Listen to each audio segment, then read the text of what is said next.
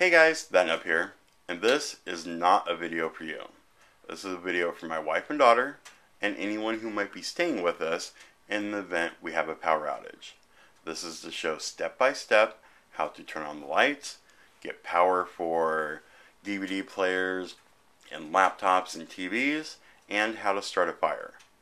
This is going to be pretty boring for most of you because you're all serious dedicated preppers, and this wasn't made for you. This isn't bushcrafting 101. This is I don't know how to turn on a light 101. So if you guys don't want to watch this video, that's more than okay with me. You're not going to hurt my feelings by stopping now. I do suggest that everyone make a video something like this for their friends and family and loved ones, just in case you're not home when something happens.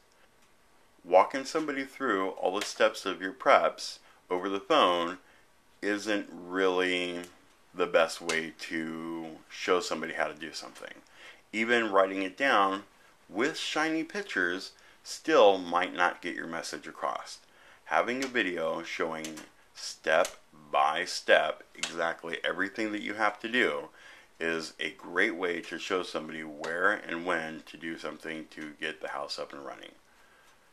With that said, if you're still watching, enjoy the video, and I'll talk to you guys again at the end. Hi, Smilef. You just walked in the door and the power is out. Don't worry. I will walk you through everything you need to know to get the house up and running. The first thing you're going to do is reach in your purse and grab the flashlight I made you put in there. Turn it on. That'll help you find your way around the house. Now, just in case you can't find your flashlight or the batteries are dead, don't worry, because we have plenty of other lights in the house. This is the one by the fireplace, and it's designed to automatically turn on when the power goes out. Now, this one is kind of old and the batteries are a little weak, but if it's still on, then you'll have a little bit of light to move around the house. Here in the bedroom, on my side of the bed, plugged into the wall, is another automatic flashlight that will be shining when the power goes out. This one's fairly new and it's pretty good, and it should be on when you get home. And there's another one of those flashlights here in the office, right in between the aquaponics bed and the desk, and you can use that one as well. If all of those are out, you can always trust on these solar powered lights that I have. Now if you look right underneath here, there is an off and on switch. You turn that on and it's dark, it will light up. It's not a lot of light, but it's enough light to get you moving around the house. In the office, behind the door, is this wire for the Christmas lights. You should be able to just kind of give a nice slight little jiggle on the cable and have the lights come down. The next thing you're going to do is come over here into the closet of the office. And here are the two batteries that we have running right now. This is the positive, and that is the negative cable to the charger. If those are plugged in, you need to unplug the positive, lay it down, unplug the negative, lay it down. The next thing you're going to do is look at the charger. Here, when it's flat, that is in the off position. If it is like that, then you need to turn it from the down position to the middle. It can also go up, so make sure you're right in the middle and it'll be off. That way when the power comes back on, it's not running. This blue box on the shelves above the batteries is a power inverter. You have two plugs here for power to come through and an on and off switch. When the switch is down, it is off. When it is up, it is on, and this little green light here should light. Once that green light is on, this has power running through these two plugs. Take the Christmas lights and plug it into the back one. You now have light in the office, hallway, living room, and by the time you need to use this, also the kitchen and dining room. Now, right above baby girl's door, you'll see these two plugs here plugged together. If you would like light for either our room or baby girl's room, then we're going to need probably for you to get a chair and unplug these two here. Behind the door in baby girl's room is one of the plugs you need to plug in to light up her room. Now when you unplug this string of lights, put one part of it just kind of hanging right there on that hook. Now when you plug in the lights from either our room or baby girl's room, you want to make sure to keep the doors open. So when you pull the wires through, if you shut the door, it might be in the wrong spot for the light and crunch it. We're going to take the light from baby girl's room and plug it into the back of this one here. So we have the original one that was up here plugged into the light for baby girl's room. Now in our room, we have the exact same thing. The wire coming down from the ceiling, just throw it up over the door and through the little crack. Take the wire from our room and plug it in there. Take the wire off the hook and plug it into the last spot. Now you should see that we have lights in our room and baby girl's room as well. Now in the office, above the batteries and below the power inverter is this box. It says emergency power cables. It's kind of heavy, but pull it out and set it on the floor. In this box, there are a lot of power cords. Take out all of these white ones and look for this green, long, single end tip power cord here.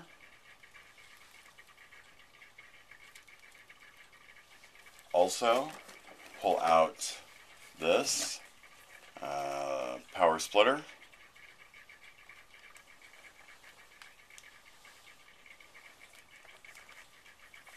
And pull out this little knife.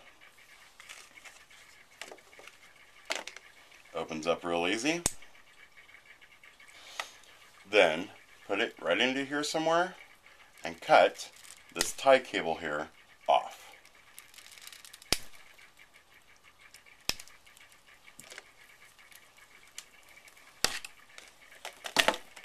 Now that you have the tie cut off, push right here on the knife and that will release the blade, and then just close it nice and easy.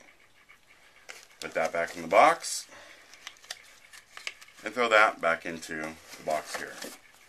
Then take all of these white cables, put them back into this box. You're not going to need them. And close the lid, push it over by the fish tank. The next step's pretty much slot A hole B. Take the plug-in from the long green extension cord and plug it into the inverter. Now put the green power cord underneath the door, and now remember that the office door has to stay open now. Now run that green cable all the way down the hallway, past the first kitchen door opening, and to baby girl's timeout spot. Plug in this little plug set here, and make sure that this light here is lit. If it is off, then the power is off to all of these plugs. If it is on, then you have power. Now in the office, just above the batteries, above the inverter, is baby girl's DVD player. I'm pretty sure it's still taken away from her because she hasn't cleaned her room. Take that into the living room and plug it in. If she has cleaned her room, my DVD player is sitting right next to it. Take that into the living room and plug it in. This power outlet has 6 plugs in it. 1, 2, 3, 4, and one on each side. Take her DVD player and plug it into one of them. Make sure it's seated in all the way. Put her DVD player on one of the TV stands and let her kick back with the movie. We're going to go start a fire.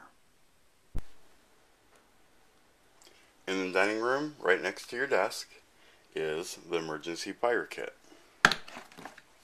In here is wood and stuff to help you light fires with. Here we have a peanut butter jar full of wood and rubbing alcohol, 70% alcohol.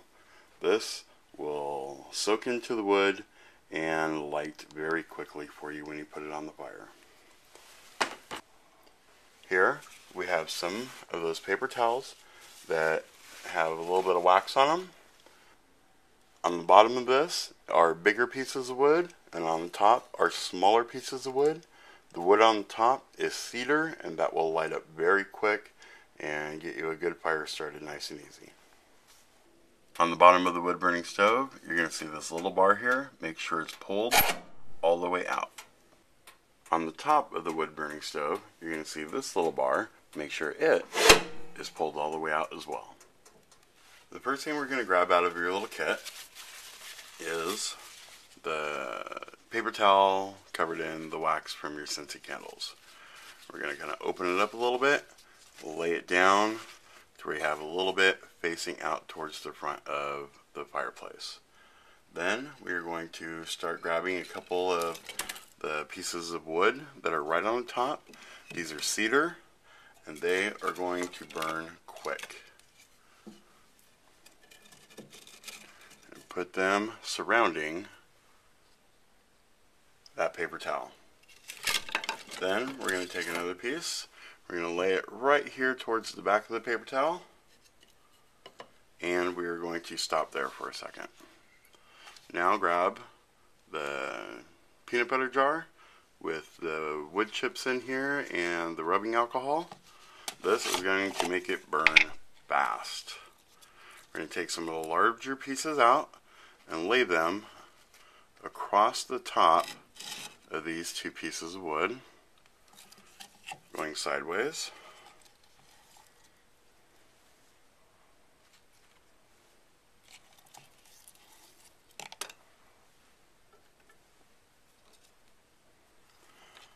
Then we're going to take a few of them and we're going to lay them lengthwise in here.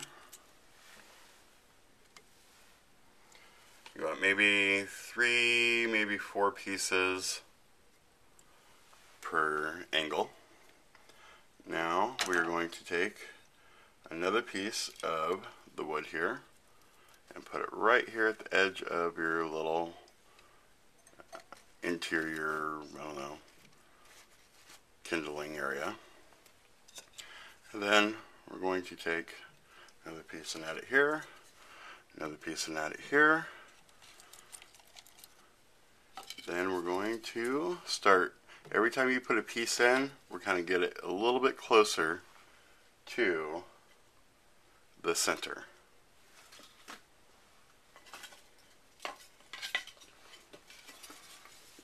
Two more right there. Now we're going to take some more of this little kindling and start laying it across the top here. It's okay if it drips out. It's all going to burn away real soon. If you find a little nooks and crannies that you want to step a couple pieces in, go ahead. Just make sure not to move the bigger pieces of wood that are in there. And you want to have it to where it's kind of at an angle, kind of one end higher than the other so some air can flow through it. Okay. Now we get to light it. Now I've left you with plenty of matches to light this, and all you have to do is light this little piece of paper right here. And this whole thing should light up pretty easily. You got your match, you can just throw it on top there if you want.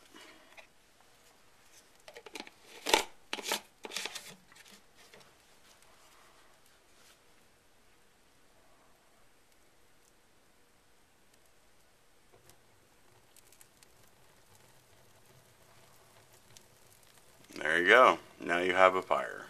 Let this burn for a couple minutes, and then start putting some of the larger pieces of wood on here, just kind of in the same pattern. Anywhere where there's some good coals or flames and you have plenty of availability to put some airflow so air can get up and around and through it. Now that's a fire. Let's get some of the bigger pieces that we have and start stacking them on.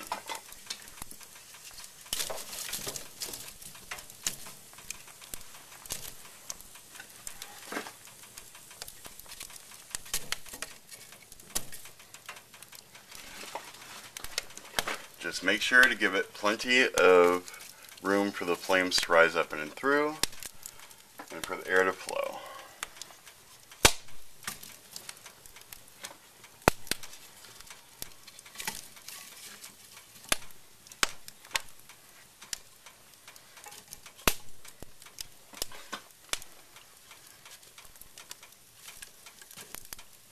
Then close it back up.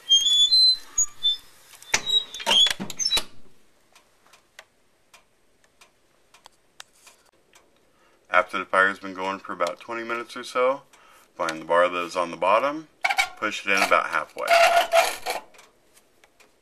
Now this last step is probably the most important, so you really have to pay attention.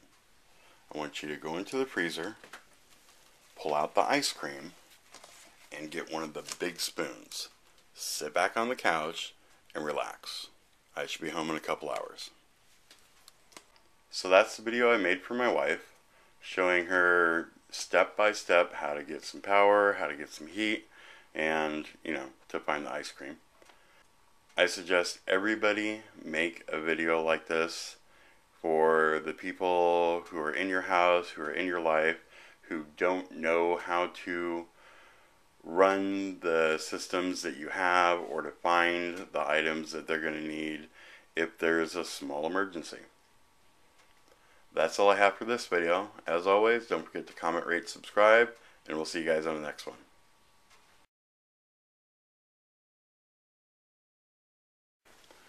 On the bottom of this pile is a whole bunch of wood. Well, I guess it's all a whole bunch of wood. Dee-dee-dee.